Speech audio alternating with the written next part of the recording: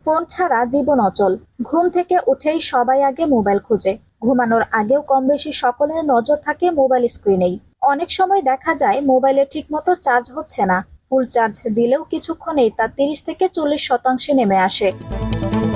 তবে এবার জেনে নেওয়া যাক যেসব কারণে ফোনে চার্জ দেরিতে হয়। চার্জার বা কেবলের মান খারাপ। নিম্নমানের চার্জার বা কেবল ব্যবহার করলে চার্জের গতি কমে যেতে পারে। ফোনের সাথে আসল চার্জার বা ভালো মানের ফাস্ট চার্জার ব্যবহার করা উচিত। নিম্ন ক্ষমতার অ্যাডাপ্টার। অনেক সময় ফোনের প্রয়োজনীয় পাওয়ার আউটপুট দিতে পারে না এমন চার্জার ব্যবহার করা হলে ফোনের চার্জ হতে অনেক সময় লাগে। ইউএসবি পোর্টের সমস্যা।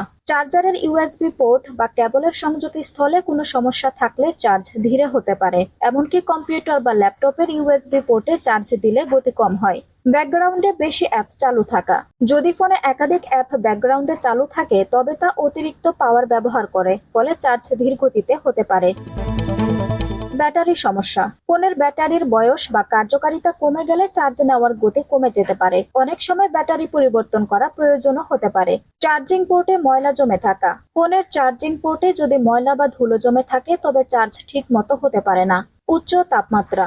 ফোন অতিরিক্ত গরম হলে ফোনের অভ্যন্তরীণ সুরক্ষার জন্য এটি চার্জ নেওয়া ধীরে করে দেয়। এতে চার্জের গতি কমে যায়। ফোন গরম হওয়ার কারণ হতে পারে ব্যাকগ্রাউন্ডে বেশি অ্যাপ চালানো, গেমিং বা সরাসরি সূর্যের আলোতে ফোন রাখা। এইসব কারণ ছাড়াও বিশেষ কিছু পরিস্থিতিতে ফোনের চার্জ ধীর গতিতে হতে পারে। তাই সমস্যার উৎস নির্ধারণ করে প্রয়োজনীয় ব্যবস্থা গ্রহণ করা উচিত। আঞ্জুম হক আরবি, টাইম নিউজ ডেস্ক।